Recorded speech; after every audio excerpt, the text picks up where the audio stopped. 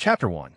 Don't look back. Just say, yes, I was in the middle of fixing the office PC for our company's CEO, Alexandra Vance, when I heard her voice. I stopped what I was doing, the side panel of the computer case resting on the plush carpet. Looking up, I saw her standing in the doorway and was about to ask what she needed. She beat me to it. We're done. Her tone was cold, leaving no room for negotiation. I didn't react the way she probably expected. No shock, no heartbreak. I just put the screwdriver down, pulled a wet wipe from the canister on her desk, and cleaned the dust from my hands. Okay, your call. I followed it up with an okay hand gesture, my voice as casual as if I were asking what's for lunch. Alexandra froze for a second, her brow furrowed. My reaction had clearly thrown her. She probably thought the kept man she'd been supporting for the last year would drop to his knees and beg her to reconsider, or at least ask why. But I knew her too well. The woman was a control freak down to her bones. If I had begged, she would have kicked me to the curb with even more satisfaction. Of course, the other reason I didn't protest was that I was done with her too. When she first came on to me last year, she'd said she was amazed by my versatility. I could fix a computer, repair a camera, negotiate a deal, and map out a business strategy. She told me she needed someone exactly like me to keep her life in order, and she wanted me to be her boyfriend. What was I supposed to say to that? Someone was offering me the easy life on a silver platter. Why would I refuse? Taking the path of least resistance has always been my philosophy. So, just like that, we were together. But from the very first day, I knew that the moment her fascination wore off, I'd be worth less than an expired can of beans. I was just waiting for this day to come. You're not even going to ask why. Alexandra pressed, her composure starting to crack in the face of my calm. I smiled, tossing the used wipe into the trash can. What's the point? If you've made up your mind, then we're done. I stood up and brushed the dust off my pants. My resignation will be in your inbox this afternoon. Alexandra's expression turned ugly in an instant. She let out a cold snort. Leo, you better think this through. Without me, you can't even afford rent in this city. She wasn't wrong. In the year I'd been with her, I hadn't saved much. Most of my salary went toward buying her the little trinkets she'd mentioned offhand. Even though she was the CEO, I couldn't just be a boyfriend who only took and never gave, right? But a man has to be able to adapt. I wasn't about to let myself be backed into a corner. That was her problem, not mine. You don't need to worry about me, Ms. Vance. I picked up my beat-up old laptop, ready to leave. I fix your desktop. If it breaks again, you'll have to call a repair service. I paused at the door. But I should warn you, they're expensive, and they might not even get the job done right. With that, I walked around her and out of the office. The second I was in the hall, the heavy office door slammed shut behind me. I'd clearly gotten under her skin. Back in my cubicle, I started packing my things.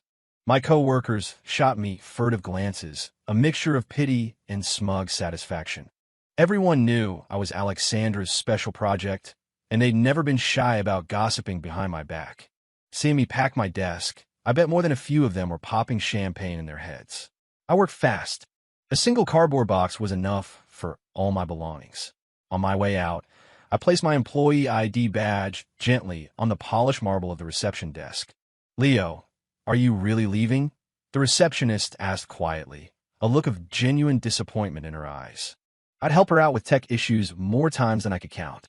Yeah, the world's a big place. Thought I'd go see it. I joked, then walked out of the building without a second glance. The weather today was perfect. The San Francisco sun was so bright you had to squint. For a second, I felt like I was on a movie set. I shielded my eyes with my hand and tried to hail an Uber.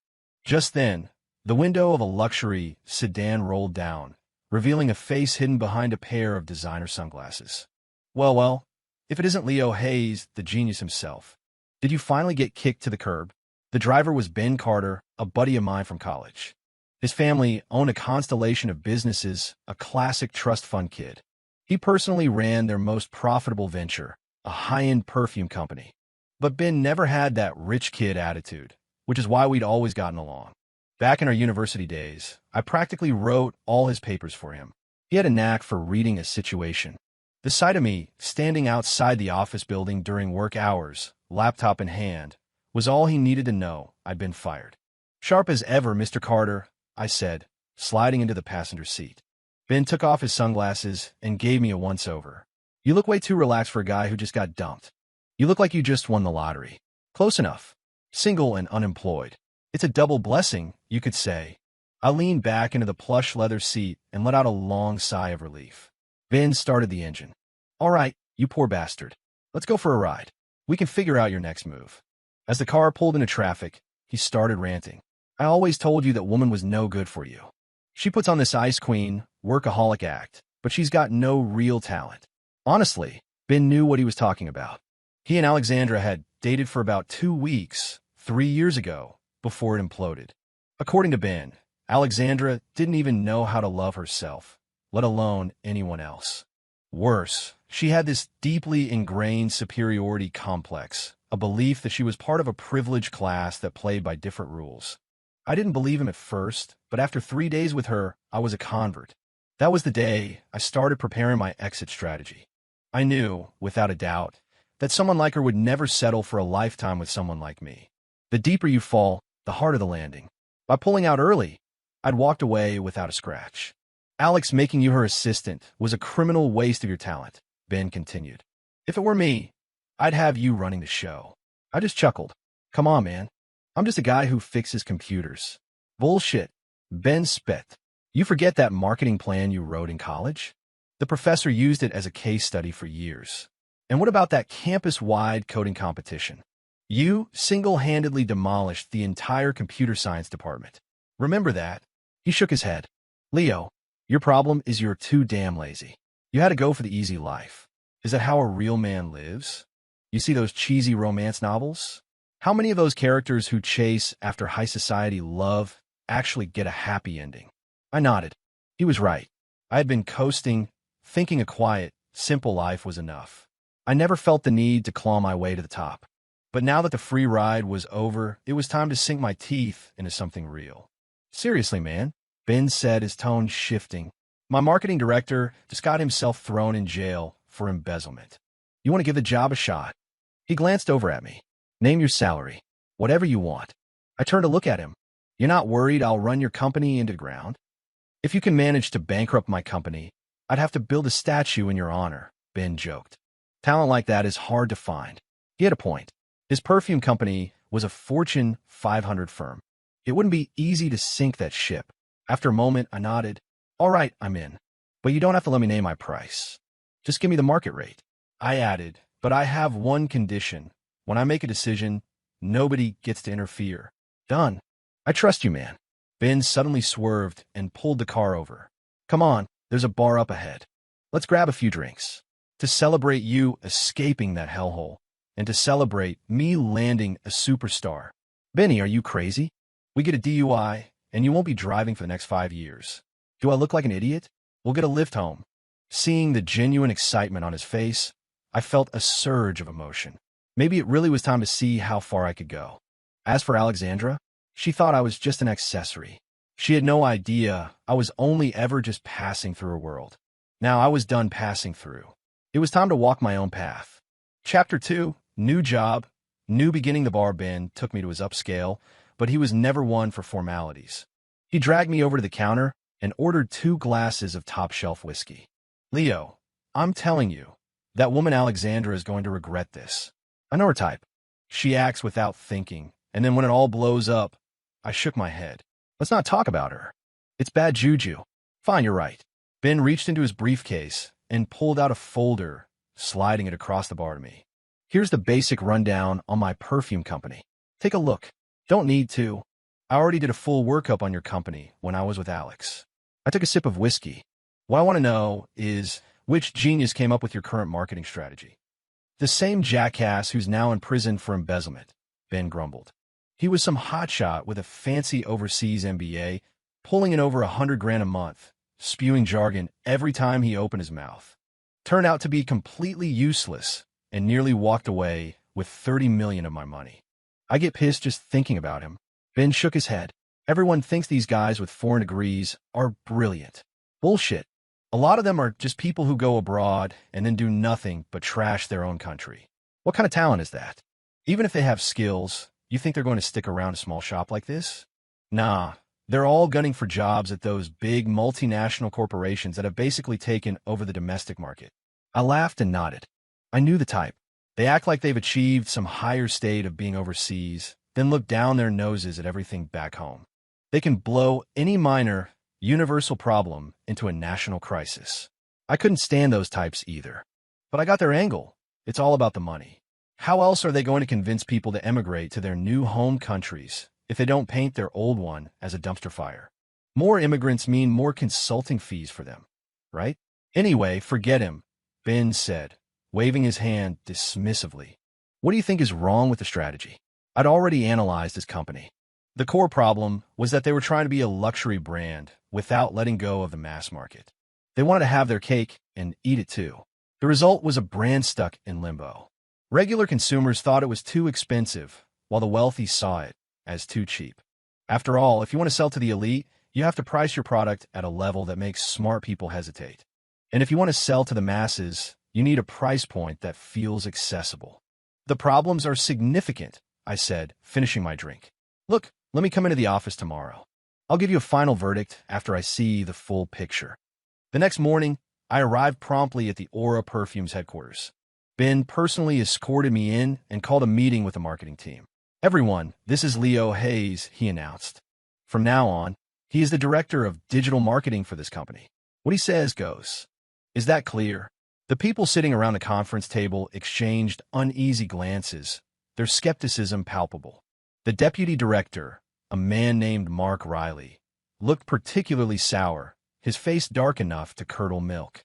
Mr. Carter, Mark began, his voice dripping with sarcasm. Which major firm did Mr. Hayes grace with his presence before this? He didn't wait for an answer. I heard he was an executive assistant over at Vance Innovations.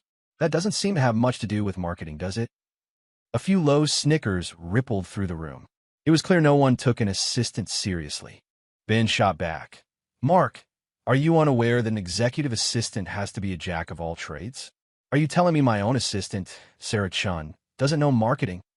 Mark didn't dare answer that, because before the embezzler was hired, Sarah had been the acting marketing director and had done a stellar job.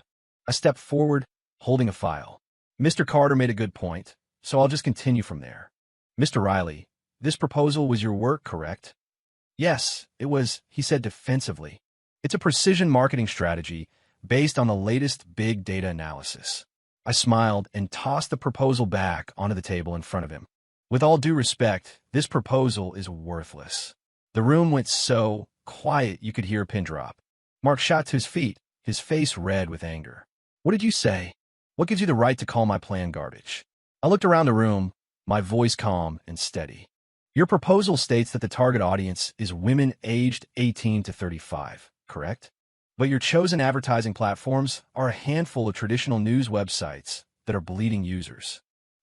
The justification was to save money, right? I leaned forward. Well, some things you can't cheap out on. Think about why the Fire Festival was such a disaster. Furthermore, your entire proposal is based on data that's several years old. It was obsolete from the start. Who in the target demographic even uses those sites anymore? I continued. And you spent $200,000 on a celebrity endorsement from a star who hasn't been relevant in 3 years? Mr. Riley, I admire your commitment to saving the company money, but I can't exactly applaud a strategy that involves slashing the budget on our main artery. To sum it up, I concluded, your plan is in fact not good. Mark was speechless. After a long, awkward silence, he finally managed to stammer. You talk a big game, Leo.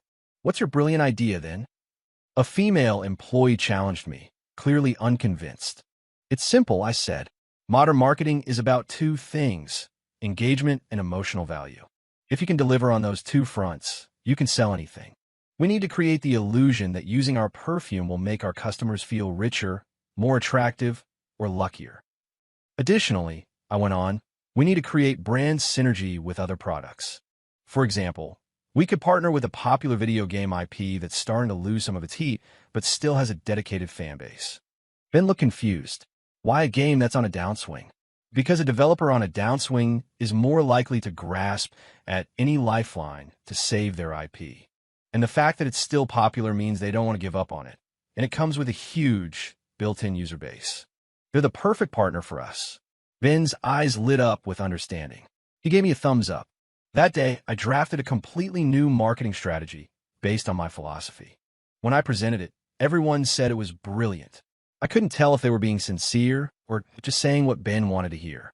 But it didn't matter to me. All I cared about was delivering results. Time would prove me right, and it did. 3 months later, company revenue was up 5%. Aura Perfumes went from a Fortune 500 company to a top 100 contender. One day, while I was buried in work, my phone rang. It was an unknown number. I answered, and a familiar voice came through the line. "Leo, are you done with your little tantrum?" It was Alexandra. Her tone was dripping with the condescending superiority of someone offering charity. "I heard you want to work for Ben Carter," she said. "What kind of future can a small company like that offer you? Come back. If you just admit you were wrong, your assistant position is still waiting for you." I couldn't help but laugh. "Ms. Vance, I think you're mistaken. You can keep that assistant position for whoever you want." Then I hung up and blocked her number. Finally, complete peace and quiet. Chapter 3. Skyrocketing sales for the next few weeks, I practically live at the office. The marketing team's attitude toward me shifted from initial resistance to cautious curiosity to outright admiration. The numbers, after all, don't lie. Revenue growth had been relentless, as if blessed by some mythical god of commerce. Their paychecks had grown just as steadily, and now that most of them were driving new cars, the complaints had completely vanished. Ben was ecstatic, constantly checking the sales data on his monitor. "Leo, hiring you is the best decision I ever made," he said, holding up the latest financial report. "Our revenue this month is up a full 20% over last month." I smiled, setting down my coffee cup. "Just goes to show what good leadership can do, right?" "Don't give me that corporate speak crap," he laughed. "Seriously, though, I've got something for you. To reward your hard work, I'm giving you a $200,000 raise to your annual salary. Don't even think about refusing. You've earned it." I didn't argue. I needed the money. In this world, money might not be everything, but you can't do a damn thing without it. That evening, Ben insisted on taking me out to celebrate. We ended up at a prime steakhouse downtown. Halfway through our meal, he brought something up. "Hey, Leo, I wanted to run something by you. A friend of mine has a cousin who just got back from Germany. She's in bioengineering. Smart, beautiful, great personality, and single. What do you say? Want to meet her?" I waved my hand dismissively. "Come on, man. Do I look like the kind of guy who can hold the attention of some brilliant scientist? That's a job for the chiseled jaw heroes in those cheesy romance novels." "Hey, let's not get personal," Ben coughed, referencing his own good looks. "But seriously, what's the harm in trying?" He was persistent, so I finally caved. "All right, fine. I'll meet her." The blind date was set for a quiet coffee shop. When I arrived, she was already there, sitting at a small table by the window. She wore a classic beige trench coat, her hair tied back casually. She radiated an aura of quiet intelligence. "Hi, I'm Leo Hayes," I said, walking up and offering a polite greeting. She looked up, revealing a delicate, pretty face. "Hello, I'm Evelyn Reed. You've probably heard that name a few times before." She was right about that. On TikTok, every other video making fun of cliché romance tropes seemed to feature a damsel in distress named Evelyn. But this woman was nothing like them. Her voice was pleasant, and she carried herself with grace and confidence. We hit it off immediately. She told me about her biological research in Germany, carefully avoiding any technical jargon she thought I might not understand. In return, I told her about some of my recent marketing campaigns, keeping my own explanation straightforward and accessible. She listened intently, occasionally offering surprisingly insightful suggestions. "You know, bioengineering and marketing have something in common," Evelyn said, taking a small sip of her coffee. "They're both about finding the right balance, don't you think?" I looked at her, feeling a spark of something unexpected, and nodded. This woman was a world away from Alexandra. She didn't have that overbearing, aggressive energy. Instead, she had a calming presence that put you at ease. Before we left, we exchanged numbers. "I hope I get to hear more of your cross-disciplinary theories next time," Evelyn said with a warm smile before she stood to leave. Back in my apartment, I was stretched out on the sofa when a news notification popped up on my phone. Vance Innovations CEO Alexandra Vance announces engagement. Fiancé's identity remains a mystery. I stared at the headline, feeling absolutely nothing. In fact, I almost wanted to laugh. Classic Alex, I thought. Getting married is one thing, but turning it into a press release to hog public attention? Is she a celebrity? A world-changing scientist? A politician? No. So what's with the charade? I turned off my phone, the image of Evelyn's smile replacing the headline in my mind. This blind date, it was definitely interesting. Just as I was about to head to bed, a message from Ben came through on WhatsApp. So, I told you she was great, right? I typed back a single word, jerk, and put my phone down. Tomorrow held new challenges, and for the first time in a long time, I was ready for them. As for the people and things from my past, they could just scatter in the wind. Chapter 4, A Hero's Gamble. After that day, my life settled into a comfortable rhythm. For my third date with Evelyn, we decided to visit the art museum downtown on a weekend. After spending a few hours wandering through the galleries, Evelyn suggested we stop by a bank nearby. I need to deal with my old German bank card, she explained with a smile. I've got to convert the funds to dollars, or it'll be a hassle to use later. Sure thing, I nodded. I'll go with you. The bank was quiet. We took a number and sat in the waiting area, chatting.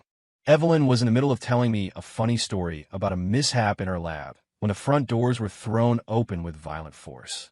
3 men in black ski masks, all holding guns, stormed in. Nobody move.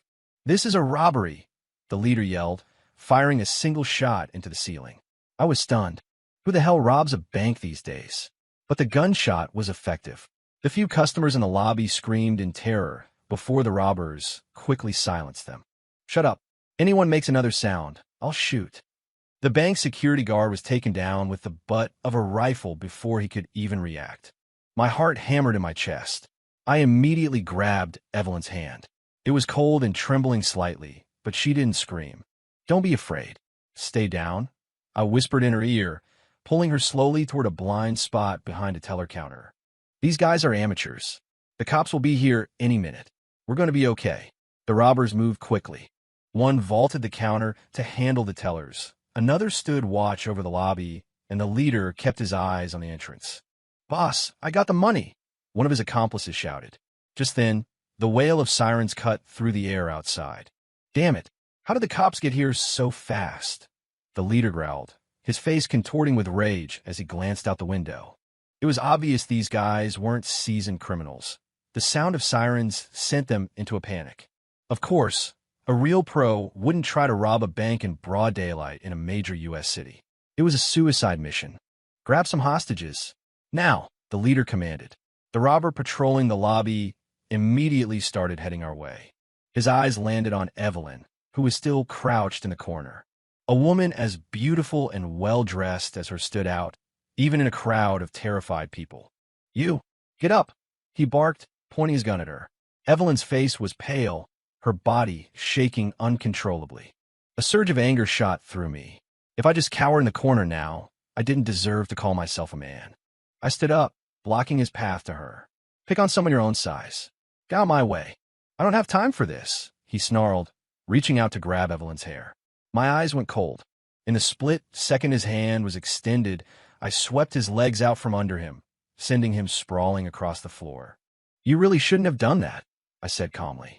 I wasn't looking for trouble, but you brought it right to me. The other robbers were shocked that a hostage would fight back. They immediately turned and fired in my direction. I could have dodged, but I saw one of the bullets was heading straight for Evelyn. Without a second thought, I lunged forward and pushed her out of the way. But in doing so, I couldn't move myself in time. At that exact moment, the bank's glass doors shattered as a SWAT team stormed in. The robbers were subdued in seconds. As for me, a wave of dizziness washed over me, and I collapsed. When I opened my eyes again, the first thing I noticed was the sharp, antiseptic smell of a hospital. You're awake. A gentle voice spoke beside me. I turned my head and saw Evelyn sitting by my bed, her eyes red and puffy. Evelyn, are you okay? I'm Fine.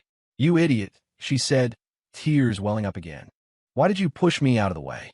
I looked down at my left arm, which was wrapped up like a mummy. It's nothing, just a scratch. The doctor told me the bullet had grazed my arm, tearing through a major artery. That's why I passed out. I'd lost a lot of blood. Luckily, it had only damaged muscle tissue, not bone. With a month of rest, I'd be fine. It was the best-case scenario for a worst-case situation.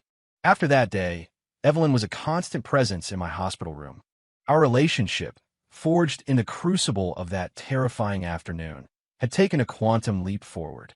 "Leo, thank you," she said one evening, as the setting sun cast a warm glow across the room. She gently took my hand, her eyes full of a soft, tender light. "But please, don't ever do something so reckless again.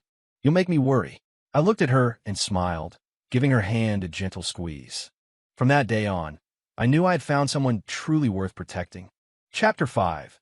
An unwelcome visitor. After 2 weeks in the hospital, the stitches in my arm were finally removed. I still couldn't lift anything heavy, but I was clear to return to my normal life. Evelyn insisted on driving me back to the office. "You're returning as a hero," she teased as she navigated through traffic. "I bet Ben has a huge welcome ceremony planned for you." I laughed. "As long as he doesn't make me give a speech, I'll be fine. Public speaking is not my thing." Sure enough, when we pulled up to the office building, Ben was there, flanked by the entire marketing department.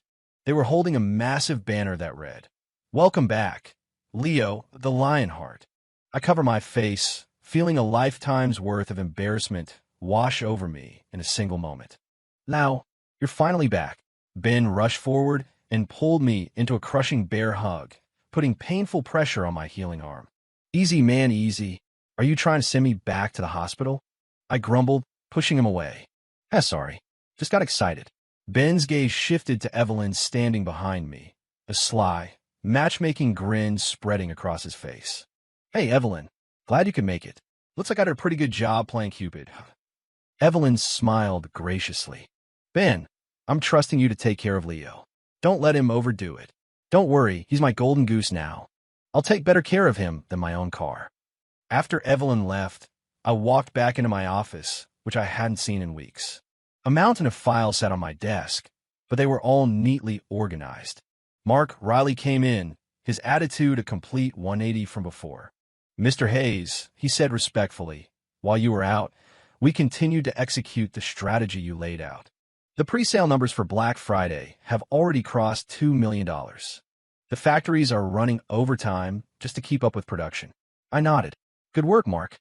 Thank you. Once we're through this busy season, I'll take the whole team out for a proper dinner." "Thank you, sir," Mark said with genuine gratitude before heading out. Watching him leave, I had a smile. In the end, respect isn't given, it's earned. And nothing earns it faster than results.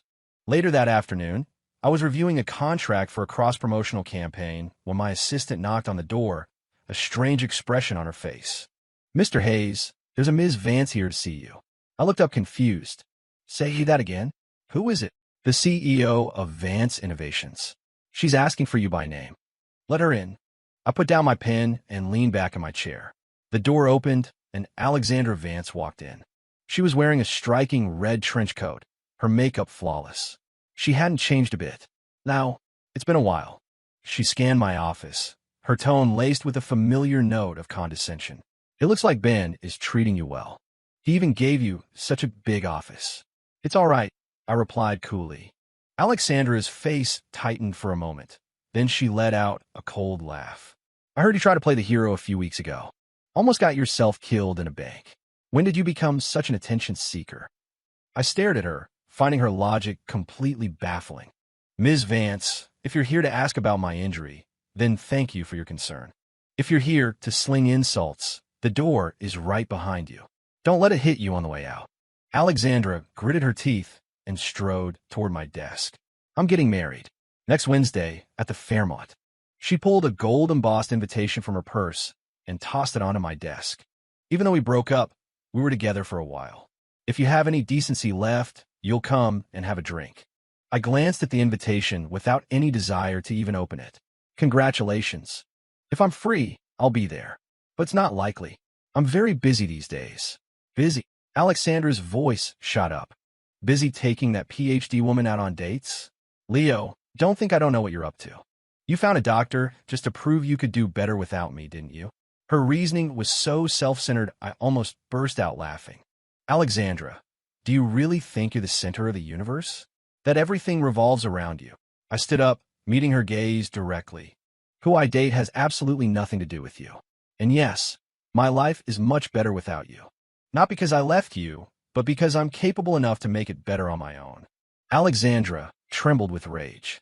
Fina, that's just fine. Leo, you'll regret this. She snatched her purse and stormed out, the sharp clicks of her heels echoing down the hallway. I picked up the invitation from my desk and dropped it straight into the trash can.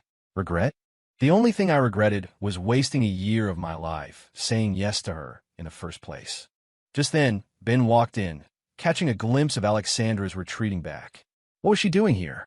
If her company wants to do business, they should be talking to my sister. She was dropping off a wedding invitation. All right, I heard about that, Ben said, plopping into a chair. Her fiancé is a total screw-up. His family's company is about to go bankrupt. This marriage is a last-ditch effort to save it. She's hoping the news of the merger will attract a new wave of investors. And believe it or not, a few idiots actually fell for it and threw $30 million at her. I wasn't surprised. Her fiancé might be a mess, but Alexandra wasn't. Her company was still on an upward trend. Makes sense. Vance Innovations still has some cachet. Pulling an investment isn't out of the question. Anyway, forget her.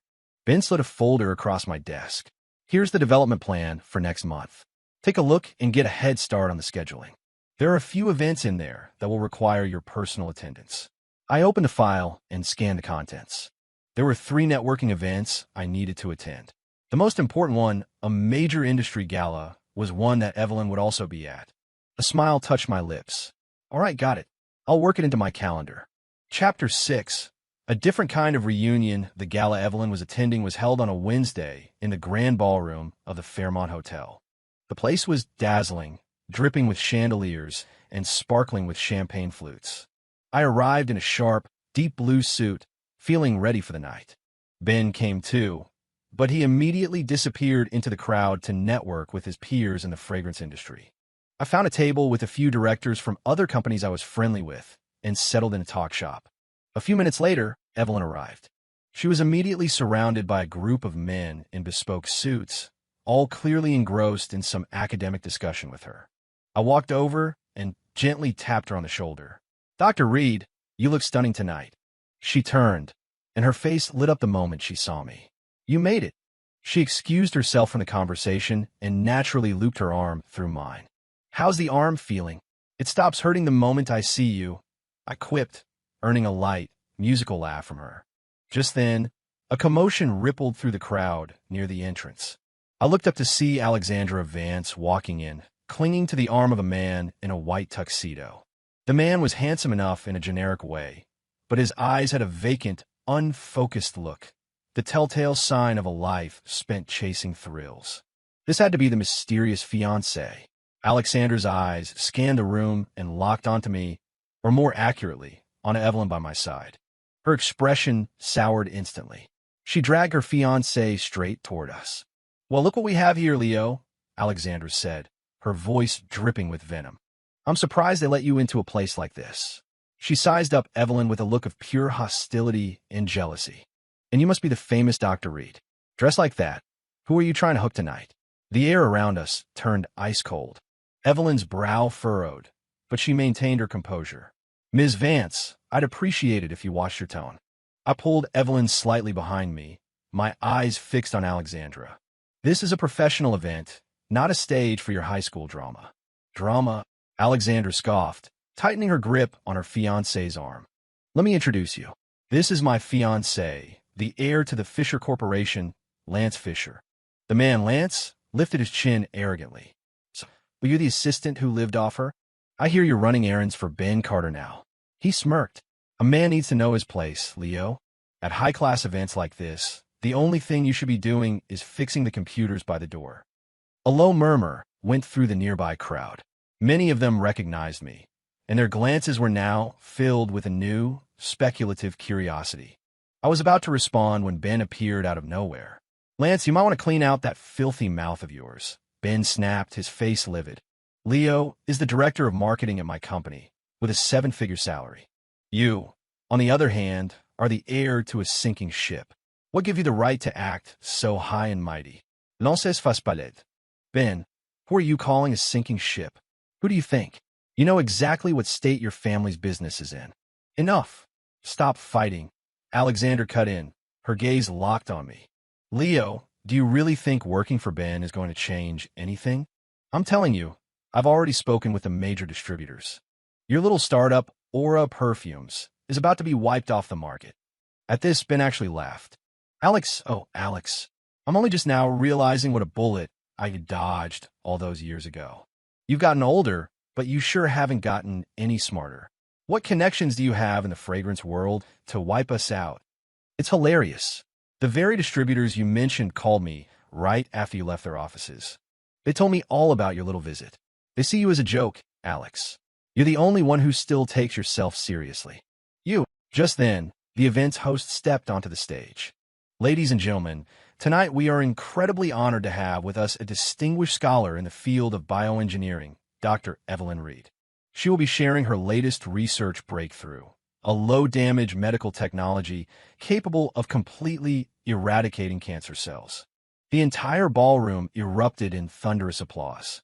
Evelyn smiled at me, then walked gracefully to the podium. For the next 20 minutes, you could have heard a pin drop. She explained her technology in clear, accessible language. The CEOs of major pharmaceutical and medical tech companies in the audience were on the edges of their seats, their eyes wide with disbelief and excitement. After her presentation, a flood of people rushed toward Evelyn, all clamoring for a partnership. But Evelyn simply pointed in my direction. Ladies and gentlemen, I have already exclusively licensed this technology to Nexus Biopharmaceuticals, a partner company of Aura Perfumes. Nexus was the company run by Ben's older brother. If you're interested in collaboration, you can speak with the director of marketing for Aura Perfumes, Mr. Leo Hayes. After all, his boss is the brother of Nexus's CEO. In that instant, every eye in the room turned to me. I was met with a wave of shock, envy, and raw ambition. Alexandra and Lance were completely frozen, their faces cycling through shades of white, red, and a sickly green. I calmly adjusted my suit jacket and walked over to stand in front of Alexandra. You really are a joke, Ms. Vance. Then, with Evelyn on my arm, I turned and walked away, leaving her to stew in her own failure. Behind me, I heard the distinct sound of someone collapsing to the floor. Who it was, I didn't know, and I couldn't have cared less. Chapter 7. Public execution. A couple of days later, a rumor started making the rounds in our circles. Vance Innovations and the Fisher Corporation were joining forces to develop a revolutionary new fragrance. They even released a teaser trailer for it, filled with shots of opulent labs and luxurious ingredients. The trailer was so absurd I almost died laughing. Where are they getting the technology for that? Ben asked, frowning. The Fisher family's R&D department was gutted years ago. I smirked. I bet they don't have any. This is a classic pump and dump. They're creating hype to attract investors before they have a viable product. It was a common enough tactic, but Alexander was being incredibly reckless. She seemed to have forgotten a crucial detail. Her company didn't make perfume. Their core business was instant noodles and soft drinks. Did she think she was some kind of tech visionary who could pivot into a completely new industry overnight? Just then, I got a text message. It was from Evelyn. Léo, Lance Fischer contacted me privately. He wanted to buy the production rights for a wellness fragrance my research institute developed. My eyes narrowed. What did you tell him? I blocked his number, she replied, a laughing emoji next to it. But it doesn't seem like he's giving up. He's hired a few so-called experts to try and reverse engineer our technology. Interesting. An idea began to form. Take the patent for that fragrance, I typed back. Change a few key components, things that look insignificant but will cause a major flaw in production, and then sell it to him. Evelyn hesitated. Leo, is that a good idea? The wolves are already at the door, Evelyn. It's time to load the shotgun. A moment later, she replied with a simple, okay. 2 weeks later, the Vance Fisher collaborative fragrance held its official launch event. It was an extravagant affair, with nearly every major player in the city's business scene in attendance. However, during the product demonstration, disaster struck. The first group of volunteers to try the new fragrance had barely walked off the stage when a strange odor began to fill the air. It wasn't a pleasant scent. It It was the faint but unmistakable smell of rotten eggs. What is that? What's that smell? Oh my God, my skin is turning red. The scene descended into chaos. It turned out that the minor changes Evelyn had made to the formula had transformed the wellness fragrance into a low-grade chemical irritant. It wasn't lethal, but it was more than enough to kill Alexandra and Lance's new venture. Reports from the event said that the microphone slipped from Alexandra's hand, and Lance was so terrified he bolted backstage and hid. The highly anticipated launch party had turned into a public execution. To make matters worse, Evelyn's Institute released a statement afterward, confirming that Alexandra had aggressively pursued the purchase of an experimental, unstable technology. Evelyn even provided recordings of her repeatedly refusing to sell, citing that the technology was not ready for market. But Alexandra had insisted. She had warned them that the formula required significant modification, but never imagined they would rush it into production without any changes. The fallout was immediate. Vance Innovations' stock price plummeted. The Fisher Corporation was shut down entirely after investigation revealed it was already embroiled in scandals involving false advertising and fraudulent fundraising. I watched the news unfold with a sense of detached calm. They had brought this on themselves. Just then, Ben walked into my office. "Now, big news," he announced. "Alexandra's wedding is off. She not only lost a fortune, but her reputation is completely destroyed." I paused for a moment, then shook my head. I guess what they say is true. You reap what you sow. That night, my phone rang. It was Alexandra. Her voice was brittle and exhausted, completely stripped of its usual arrogance. "Leo, it was you, wasn't it?" I stayed silent for a moment before answering calmly. "Alexandra, I don't have time for games like that. You were just too greedy. If you had focused on making a good product instead of trying to tear everyone else down, you wouldn't be in this mess." "Now, I was wrong," she whispered, her voice breaking into a sob. "I regret everything. Can we start over? I'll give you half of my company." I laughed, my voice steady and final. "Ms. Vance, I think you're still missing the point. The day you said we were done, we were done." I hung up the phone. Outside my window, the city lights began to twinkle to life. I grabbed my jacket and walked out of the office. Evelyn was waiting for me downstairs. "Finished with work?" she asked with a sweet smile. "All done," I said, taking her hand. "Let's go. I'll take you somewhere nice to eat." And together, we walked off into the night. Chapter 8. Crying for a fool, and for a man who was never coming back a few months later, Aura Perfumes was the undisputed king of the domestic fragrance industry.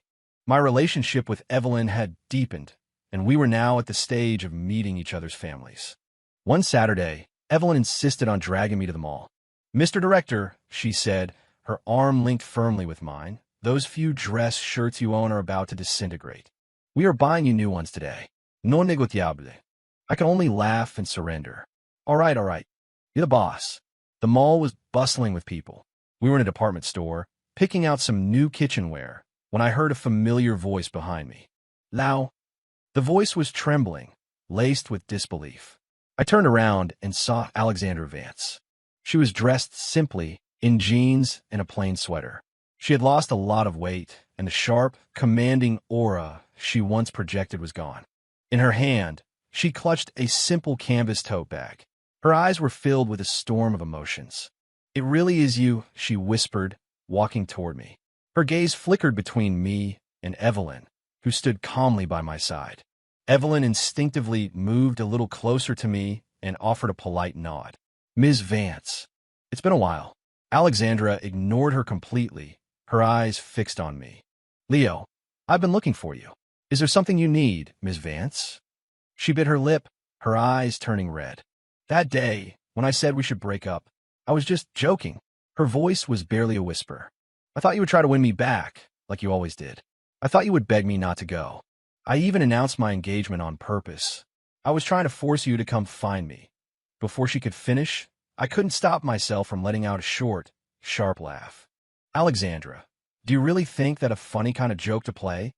I looked her straight in the eye, my voice cold and clear. "In your world, maybe I was just a pet you could toy with whenever you were bored. But for me, every relationship I enter, I take it seriously." Tears finally spilled from Alexandra's eyes and ran down her cheeks. "I was wrong, Leo. I truly know that I was wrong. I've regretted it every single day for the past year. Without you, my life is a mess. My computer breaks, and there's no one to fix it. I get sick, and there's no one to take care of me. Her voice cracked. My company is about to go under. Leo, please will you come back and help me? Evelyn frowned slightly, but, with her impeccable manners, said nothing. I gently squeezed her hand, a silent reassurance.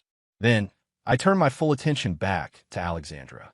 You're wrong, Ms. Vance, I said slowly. It's not me you lost. You lost your own basic sense of respect for other people. And until you understand that, you'll never be able to hold on to anything good that comes into your life. As for your company, that's a result of your own business decisions. I can't help you with that. I paused, letting the words sink in. Besides, I have my own career now. I have someone I love. Why would I ever go back to you? Alexandra stared at the way Evelyn and I stood together, a picture of quiet unity, and the last glimmer of hope in her eyes finally died. She had always believed that all she had to do was snap her fingers, and I would come running back. She never imagined that she could push things too far. Leo, is there really no chance for us? She asked, her voice so small it was almost lost in the noise of them all. No chance, I replied, offering her a polite but distant smile. I hope you find someone who can truly put up with you someday. With that, I took Evelyn's hand and turned away. Hey, you know, that frying pan we saw earlier was pretty nice. Let's go take another look. Okay, Evelyn said softly. The one we have at home is getting pretty old. Alexandra stood frozen in place, watching our backs as we walked away. In that moment, she finally understood that some jokes should never be told. Some decisions can cost you everything, and some mistakes, once made, can never be undone. The truth was, Alexandra had always known what I was capable of, but she also knew that if I ever truly used my skills, I would have the power to leave her. What she had never considered was that the opportunity she refused to give me, someone else would offer in a heartbeat. A thoroughbred horse never lacks for a discerning eye, especially one whose talent has already been proven. She sank to the floor, right there in the middle of the store, and burying her face in her hands, she began to sob. She was crying for her own foolishness. She was crying for a past she could never get back. And most of all, she was crying for the man who was never, ever coming back to her. A few weeks later, on the day of my engagement party with Evelyn, I heard the news that Alexandra had taken her own life. They said she left a note. All it said was, if I could do it all over again, I would never lose. My only thought was that she'd been reading too many of those trashy web novels. Even if second chances were real, why would someone like her ever deserve one? The end.